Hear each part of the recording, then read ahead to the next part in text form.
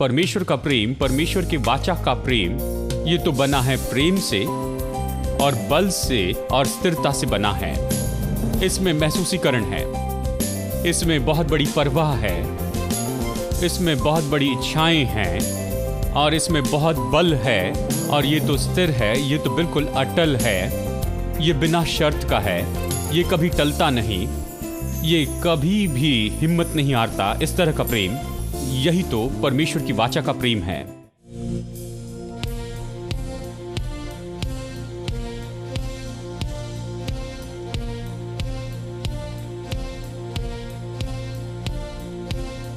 Strength will rise as we wait upon the Lord.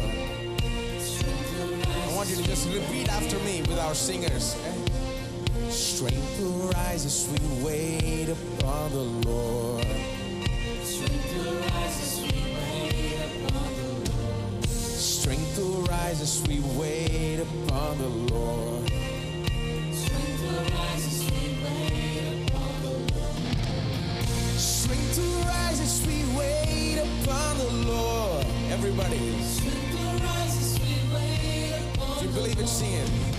Strength will rise as we wait upon the Lord. Strength will rise as we wait upon the Lord.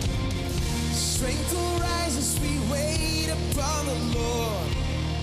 Strength will rise as we wait upon the Lord. Our God, you reign forever.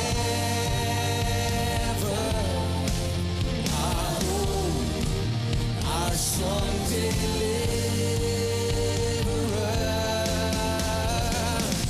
you are the everlasting God, the everlasting God. You do not faint, you won't grow weary. You're the defender of the weak. You comfort those in need. You lift us up on wings like eagles. You are the everlasting God. You are the everlasting God. The everlasting God. You do not faint. You won't grow weary. You're the defender of the weak. You comfort those in need.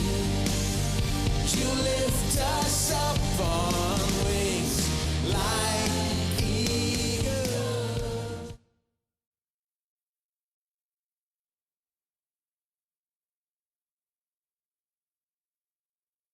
मत्ती 26:26। जब वे खा रहे थे तो यीशु ने रोटी ली और आशीष मांगकर तोड़ी और चेलों को देकर कहा, लो खाओ, ये मेरी देह है। फिर उसने कटोरा लेकर धन्यवाद किया और उन्हें देकर कहा, तुम सब इसमें से पियो, क्योंकि ये वाचा का मेरा लहू है, नई वाचा का, जो बहुतों के पापों की क्षमा के निमित्त बहाया जाता है। हम यहां देख रहे हैं ये अद्भुत सच्चाई इस नई वाचा की हमारी शिक्षा में। हम कौन हैं, हमारे पास क्या और हम क्या कर सकते हैं। हम नई वाचा को देख रहे हैं जो कि हमें दी गई है। ये तो एक मुख्य बात है जिसे हमें देखना जरूरी है इसके पहले कि हम दूसरे किसी विषय में जाएं। ये नई वाचा तो ऐसी है जो कि इतनी अद्भुत है कि बहुत से लोग इसे समझने में असफल हो गए हैं, क्योंकि यहाँ ये जिस तरह यीशु ने यहाँ पर जो बताया है, यीशु ने कहा ये नई वाचा का मेरा वो लहू है जो बहुतों के पापों की क्षमा के लिए बहाया जाता है। वो कह रहा है कि कलवरी के क्रूस के ऊपर क्या हुआ और उस समय कलवरी के क्रूस के ऊपर में क्या होने वाला है, और वो तो उस वाचा के बारे में कह रहा है जो कि उसके खुद के लहू से बनाई जानी थी। लहू की वाचा इन दिनों में हम नहीं जानते हैं। आधुनिक समय में हम तो आधुनिक लोग हो गए हैं, हम नहीं जानते कि लहू की वाचा क्या होती है। लहू की वाचा तो तब से अस्तित्व में है जब से ये संसार अस्तित्व में है, इस तरह से कहा जाता है। वो कहते हैं कि स्वयं परमेश्वर ने लहू की वाचा स्थापित की।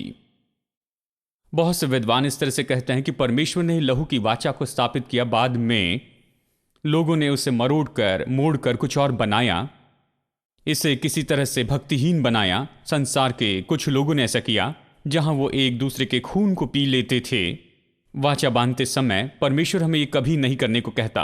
बाइबल हमेशा हमें बताती है कि लहू पीने से हम हमेशा दूर रहे, या लहू खाने से, और हमें यह भी बताती है कि लहू के द्वारा बनाई गई चीजों से दूर रहें और दूसरी चीजों से, यानी ऐसी कुछ भक्तिहीन क्रियाएं हैं जो कि भक्तिहीन लोग करते हैं, वो नहीं जानते हैं। उन्होंने ली है परमेश्वर की अद्भुत लहू की वाचा और उसे ऐसे बना दिया जो कि अच्छा नहीं है।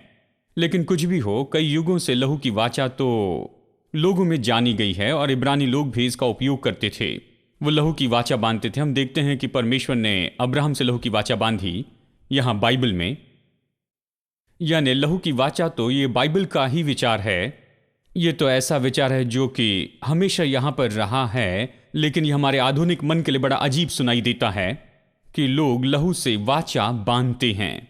हम ज्यादा जुड़े हैं कॉन्ट्रैक्ट लिखने में और उसके ऊपर दस्तखत करने में, लेकिन लहू की वाचा नहीं बांधते हैं। लेकिन लहू की वाचा उन दिनों में इसे बहुत पवित्र माना जाता था। कोई भी लहू की वाचा को तोड़ता नहीं था, लहू की वाचा की शर्तों को वो तोड़ते नहीं थे। एक बार लहू की वाचा बांधने के बाद तब आपको अपना समर्पण मानना होगा और प्रतिज्ञाएं माननी होगी, वही करना होगा जिसके लिए आप सहमत हुए हैं उस वाचा में। कोई भी उस वाचा को नहीं तोड़ता था और इसे ऐसे माना जाता था जो कि बहुत ही पवित्र है। अब परमेश्वर उसे रखता है जो उसने हमारे लिए किया है, उस कैटेगरी में रखता है, या उसने जो कुछ भी हमारे लिए किया है लहू की वाचा के शब्दों में रखता है। उसने चुना कि सुसमाचार को बताएं लहू की वाचा के तरीके से, और ये बहुत अद्भुत है। इसलिए हमें लहू की वाचा समझनी होगी, तब हम नई वाचा को समझ पाएंगे। तो हम लहू की वाचा के बारे में कह रहे हैं, और एक कारण तो ये है कि लोगों ने अब तक लहू की वाचा की सच्चाई के बारे में नहीं जाना, क्योंकि वाचा जो शब्द है ये तो बाइबल में ऐसे ही अक्सर दिखाई नहीं देता है, और ये बार बार दिखाई नहीं देता। इस कारण लोग ये सोचते हैं कि ये ज़्यादा महत्वपूर्ण नहीं है, और इसलिए उन्होंने कई साल से लहू की वाचा के विषय को अनदेखा किया है। और हम ऐसे मानो कि जैसे हम इसकी सच्चाई को खो बैठे हैं जो कि इसमें है। लहू की वाचा की सच्चाई को खोया, और हम खो बैठे अपनी योग्यता कि हम समझ सके कि नई वाचा सच में क्या है, क्योंकि हम असफल हुए कि हम लहू की वाचा को समझ सके। और इसलिए हम अध्ययन कर रहे हैं, और साथ ही लहू की वाचा का अध्ययन क्यों करना चाहिए, इसके लिए एक मुख्य कारण है। वो ये है क्योंकि लहू की वाचा हमारे विश्वास की बुनियाद है।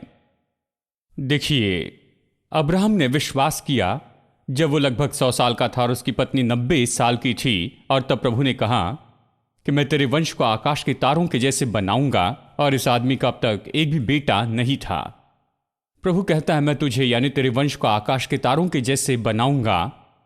अब लोग इस बात से चौंक जाते हैं कि अब्राहम के जैसे मनुष्य, हाँ, जिसकी कोई मसीह पृष्ठभूमि नहीं थी, वो परमेश्वर को नहीं जानता था और ये सब कुछ था, और फिर अचानक ही परमेश्वर उससे इतनी बड़ी बात की प्रतिज्ञा करता है और वो उस पर विश्वास करता है। ये इसके बारे में और चौंकाने वाली बात है कि वो तुरंत विश्वास करता है जो कुछ प्रभु ने कहा उस पर।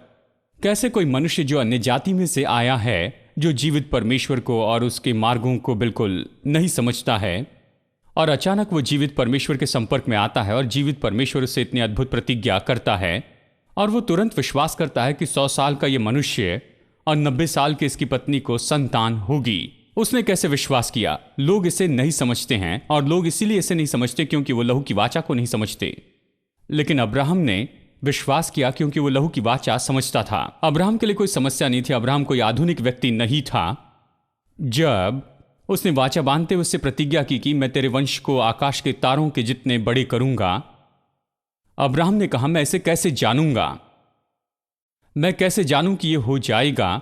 और तू इसे करेगा, इसकी कौन सी गारंटी है? और तुरंत प्रभु ने उससे कहा, एक जानवर ले, उसे 2 भाग में काट और उसे नीचे रख।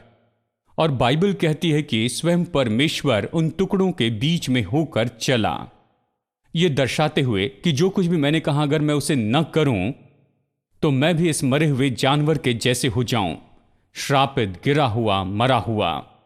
अगर मैं इसे तुम्हारे लिए न करूं तो मैं इस मरे हुए जानवर जैसे हो जाऊंगा। जब परमेश्वर ने ऐसे किया और वो उसके सामने में प्रकट हुआ और उसके साथ में लहू की वाचा बांधी, आप उत्पत्ति 15 में पढ़िए।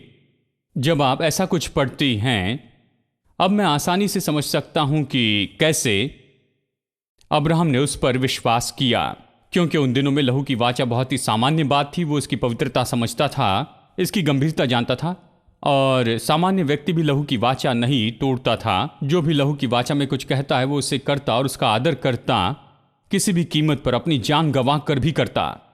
वो नुकसान उठाकर भी लहू की वाचा में जो कहा है उसे वो करता था। परमेश्वर इसे क्यों तोड़े? अगर सामान्य मनुष्य नहीं तोड़ता है तो फिर परमेश्वर इसे क्यों तोड़े? अब्राहम ने इस पर विश्वास करना बहुत ही आसान पाया। मैं कहूंगा कि परमेश्वर उसे संतान देगा, और केवल संतान ही नहीं देगा लेकिन उसके वंश को आकाश के तारों जैसे बनाएगा, क्योंकि यह तो ऐसी प्रतिज्ञा थी जो कि लहू की वाचा के तहत दी गई थी। प्रभु ने इसे दी लहू की वाचा के साथ में। यह लहू की वाचा की प्रतिज्ञा थी। तो अब्राहम ने कहा, ठीक है, मैं इसे समझ गया हूं, मैं अभी जानता हूं तू करेगा। यह बूढ़ा व्यक्ति जो प्राचीन जमाने में था, उसके लिए इसका बड़ा अर्थ होता था। आज हमारे लिए इसका ज्यादा अर्थ नहीं है, लेकिन वो जानता था कि निश्चय ही परमेश्वर इसे जरूर करेगा, चाहे वो 100 साल का हो जाए या फिर 1000 साल का हो जाए। परमेश्वर इसे करेगा, क्योंकि लहू की वाचा इस बात की मांग करती है कि जो कुछ परमेश्वर ने कहा उसे वो जरूर करे। यानी अब्राहम के विश्वास के लिए यहां पर एक बुनियाद थी, लहू की वाचा। जब आप लहू की वाचा को समझते हैं तब आप परमेश्वर की प्रतिज्ञाओं को समझेंगे, और पहले से बेहतर आप परमेश्वर की प्रतिज्ञाओं के अनुसार जीते जाएंगे। अगले कुछ हफ्तों तक मैं आपको इस अद्भुत बात के बारे में बताऊंगा और कुछ प्रकाशन बताऊंगा। जब आप लहू की वाचा को समझेंगे तो आप बाइबल, जो कि परमेश्वर का वचन, उस पर पहले से भी बेहतर विश्वास करेंगे, क्योंकि ये वाचा की किताब है। इसमें पुरानी वाचा है और इसमें नई वाचा है। ये तो बस यही है, ये वाचा है। यहां पर हर एक वचन वाचा का वचन है। तो जब आप समझेंगे कि वाचा क्या है, जब आप समझेंगे कि लहू की वाचा क्या है और उसका स्वभाव जो है वो क्या है, तो फिर आप निश्चय ही अपना विश्वास उस पर रखेंगे। आपका विश्वास बढ़ेगा और मजबूत होगा, और इसीलिए हमें लहू की वाचा का अध्ययन करना जरूरी है। अब मैंने आपको बताया कि वाचा ये शब्द बाइबल में कई बार दिखाई नहीं देता है, लेकिन कुछ भी हो, ऐसे दूसरे भी शब्द हैं जो कि बाइबल में वाचा के शब्द हैं। ये वाचा के संबंध के बारे में बताता है, वाचा के बारे में सीधा शब्द बताए बिना ही। और मैं आज एक और ऐसा शब्द बताऊंगा, ये इसलिए क्योंकि ये तो लहू की वाचा के बारे में कुछ बताता है, और ये शब्द है, ये हिब्रू शब्द है, और ये है हेसेड। हेसेड, अगर इसके इंग्लिश में स्पेलिंग देखें तो ये है HESED, हेसेड। हेसेड का अनुवाद किया गया किंग जेम्स वर्जन और दूसरे वर्जन में इसे बताया गया दया के रूप में। वाइन्स एक्सपोजिटरी डिक्शनरी, जिसका प्रचारक उपयोग करते हैं जब हम कुछ शब्दों का अर्थ जानना चाहते हैं, वो इसके विवरण के साथ अर्थ बताता है। इन हिब्रू और ग्रीक शब्द के अर्थ बहुत मानी गई किताब है।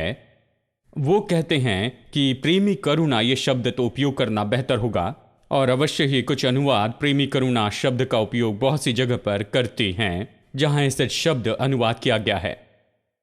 तो बाइबल भी इसी तरह से कहती है। ये नया अनुवाद जो कि बाइबल का हुआ है, उन्होंने इसका अनुवाद किया और भी सटीकता से कि स्थिर रहने वाला प्रेम, वाचा का प्रेम और अटल ऐसा प्रेम, या केवल ईमानदारी कहाँ।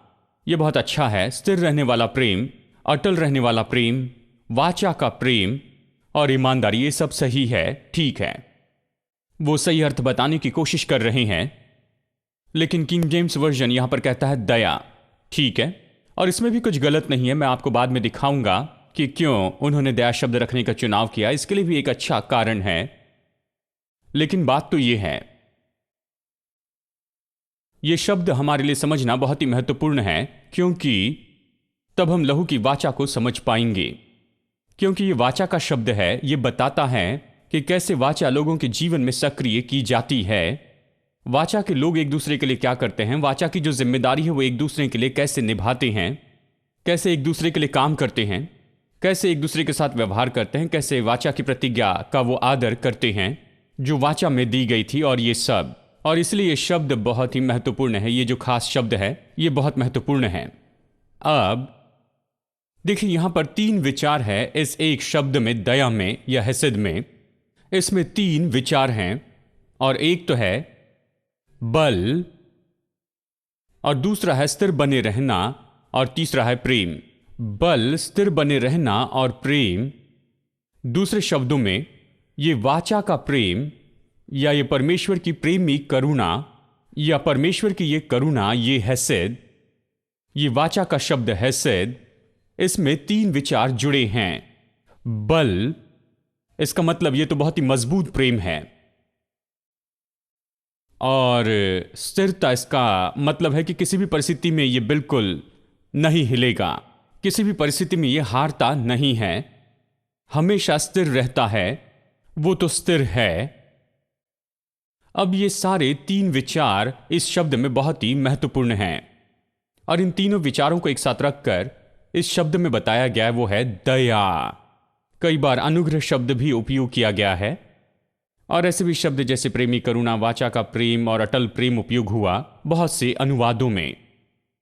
बात तो यही है, अगर आप इसमें से एक को भी छोड़ दे, अगर आप इसमें से एक ले और बाकी 2 को छोड़ दे तो परेशानी में होंगे। उदाहरण के लिए 3 में से कहिए प्रेम और स्थिरता और बल। अगर आप प्रेम को ले और स्थिरता और बल को छोड़ दे तो फिर क्या होगा? तो आपके पास होगा ये सेंटिमेंटल, रोमांटिक तरह का वो होगा जिसे इन दिनों में प्रेम कहते हैं। ठीक है, कई बार मैं सोचता हूं कि क्या सच में वो इसे समझते भी है या नहीं। जैसे एक भाई ने कहा कि पहली नजर देखते ही उससे प्यार हो गया। मैं इससे नहीं समझ सका। मैंने कहा उनसे ही प्रेम क्यों करते हैं? क्या वो एक अच्छी व्यक्ति हैं? क्या वो आप किस तरह से उनसे प्रेम करते हैं मुझे पता नहीं। मैंने बस पहली नजर देखा और प्यार हो गया। ये मूर्खता है, जानते हैं। और आपने उनकी ओर देखा और जिस तरह से वो है आपको पसंद आई, शायद वो बहुत ही सुंदर होगी, आपको वो पसंद आई, लेकिन सच में प्रेम जो है वो तो कुछ अलग है। इसमें कुछ बल है, इसके अंदर में कुछ स्थिरता है, क्योंकि ये सच में उस व्यक्ति को समझता है। प्रेम सामान्य रूप में कैसे शुरू होता है? सब लोग मेरी ओर देख रहे हैं, सोच रहे हैं ये किस तरह का पाठ है। खैर, ये एक्स्ट्रा, इसके लिए कुछ पैसे नहीं लगेंगे, कोई एक्स्ट्रा चार्ज नहीं लगेगा, लेकिन आप ले सकते हैं। सच में सच में जो प्रेम है वो तो बस यही है। ये आप किसी से मिलते हैं, किसी परिस्थिति में आप किसी व्यक्ति से मिलते हैं और आप मित्र हो जाते हैं सच में, और फिर आप बातें करने लगते हैं, नियमित मित्रता रखते हैं, और इस मित्रता के दौरान आप उस व्यक्ति को पसंद करने लगते हैं क्योंकि वो व्यक्ति ईमानदार है, वो व्यक्ति दयालु है, वो व्यक्ति प्रेमी है। आप उसके बारे में कुछ विशेषता पसंद करते हैं और उस मित्रता के दौरान आप उस व्यक्ति को पसंद करने लगते हैं और आप उनकी विशेषता की सराहना करने लगते हैं और आप ये देखने लगते हैं कि ये बहुत अद्भुत व्यक्ति हैं, और फिर आप अपने जीवन में जीवन साथी के रूप में इसी तरह का व्यक्ति चाहते हैं। और अगर दूसरा व्यक्ति भी इसी तरह से महसूस करता है तो आप दोनों प्यार करने लगते हैं। ठीक है, सब लोग चुप हैं, बता रहे हैं कि कुछ पता नहीं। मैं जानता हूं आपको पता है, लेकिन उस प्रेम में बल होता है, स्थिरता होती है। लेकिन यह पहली नजर का प्यार जो बस स्टैंड पर होता है या सड़क के किनारे होता है, उसमें बल नहीं होता और उसमें कोई स्थिरता नहीं होती है। कोई किसी लड़की को देखते रहता है और वो आपकी ओर देखते रहती है और आप नहीं जानते हैं कि वो कौन है, वो किस तरह की लड़की है। लड़के के बारे में शायद आप नहीं जानती होगी, शायद संसार का बड़ा धोखेबाज हो, आप सच में नहीं जानते हैं, क्योंकि वो 6 फीट ऊंचा है और अच्छा दिखाई देता है, और उसकी हेयर स्टाइल किसी हीरो के हेयर स्टाइल जैसे होती है, आपको पसंद आता है और उसके पीछे आप पड़ जाती हैं, कहते ओ मुझे ये पसंद है। ये कोई चॉकलेट नहीं जो आपको पसंद आए, जानते हैं, ये जीवन साथी। आपको निर्णय लेना होगा कि ये कैसा व्यक्ति है, उसके बारे में आपको देखना होगा कि वो किस तरह का व्यक्ति है। यानी उस प्रेम में कोई बल नहीं होता है, उसमें कोई भी स्थिरता नहीं होती है, तो वो प्रेम में गिरते हैं और कुछ समय एक दूसरे से मुलाकात करने में बिताते हैं, यहाँ और वहाँ और बीच पर और कहाँ कहाँ, पता नहीं इन दिनों में कहाँ पर जाते हैं, शायद चिड़ियाघर जाते होंगे।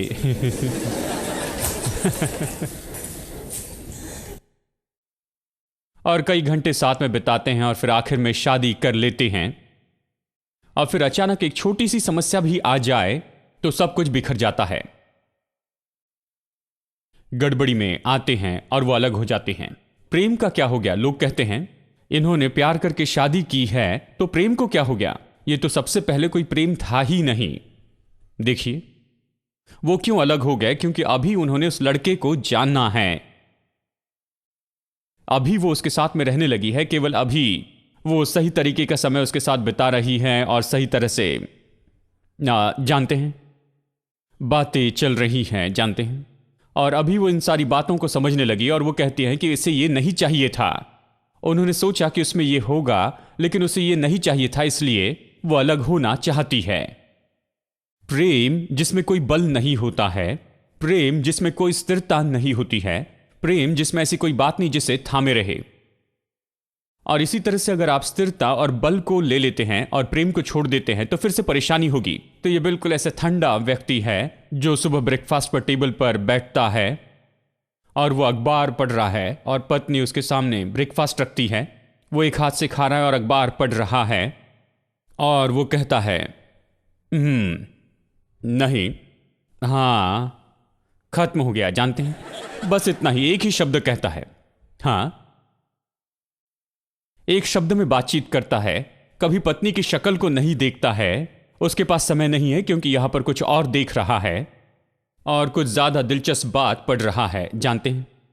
वो अपनी पत्नी की ओर नहीं देखता है, यह भी नहीं पूछता है कि वो क्या कर रही है और सब कुछ कैसे चल रहा है और ये सब, वो इसके इस भाग को नहीं समझता है। लेकिन वो अपना विवाह तोड़ना भी नहीं चाहता है। वो कहता है अगर तुम उससे लड़ोगे और झगड़ोगे तो वो कहेगा मैरिज सर्टिफिकेट को लेकर तुम देखो, तुम्हारा नाम वहां पर है, मेरा नाम वहां पर है और 3 लोगों की गवाही के रूप में दस्तखत है और मैं तुम्हारा पति हूं, तुम मुझे ऐसे छोड़कर नहीं जा सकती हो। वो उसे किसी कीमत पर नहीं छोड़ सकती क्योंकि ये तो लीगल बाइंडिंग है। वो सोचता है कानूनन वो एक साथ बंधे हुए हैं और उसे अपने पति के साथ रहना होगा और जो कुछ कर सकती है वो करे, लेकिन वो छोड़कर नहीं जा सकती। जो चाहे वो नहीं कर सकती है, ये और वो कुछ नहीं कर सकती है क्योंकि वो तो उसका पति है और बस यही, ये तो कानूनन रूप में पूरा हो चुका है। अब सब ठंडा और कानूनन है, कोई प्रेम नहीं, कोई परवाह नहीं और उस प्रेम को दिखाने का कोई भी तरीका नहीं परवाह के द्वारा। आप ये भी नहीं चाहते हैं। परमेश्वर का प्रेम, परमेश्वर के वाचा का प्रेम, ये तो बना है प्रेम से और बल से और स्थिरता से बना है।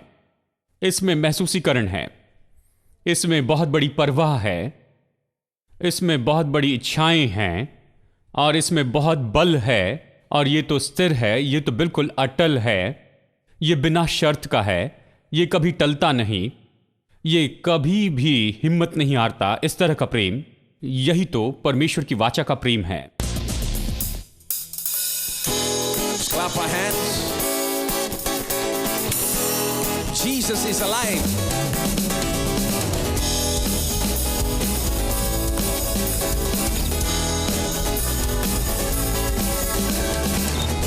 I know He's rescued my soul.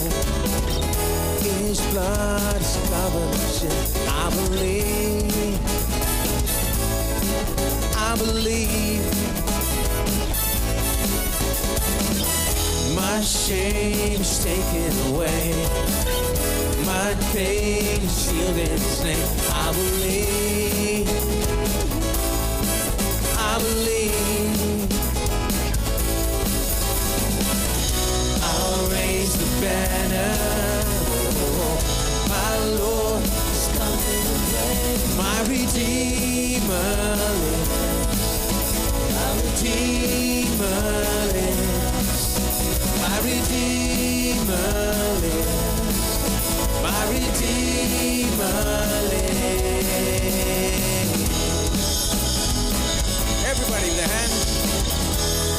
know your strength. I know He's rescued my soul. His blood has covered my sin. I believe. I believe. My shame is taken. Is He dying for you? My pain is healing His name. I believe. I believe. I'll raise the banner. Oh, my Lord has conquered the grave. My Redeemer lives. My Redeemer lives. My Redeemer lives. My Redeemer. My Redeemer. My Redeemer lives. My Redeemer lives. My Redeemer, my Redeemer lives. You will lift my burden. I'll rise with you. Dancing on this mountain top to see your kingdom come. My Redeemer lives. Everybody, my Redeemer lives. My Redeemer lives. My Redeemer lives. My Redeemer lives. My Redeemer lives. My Redeemer lives.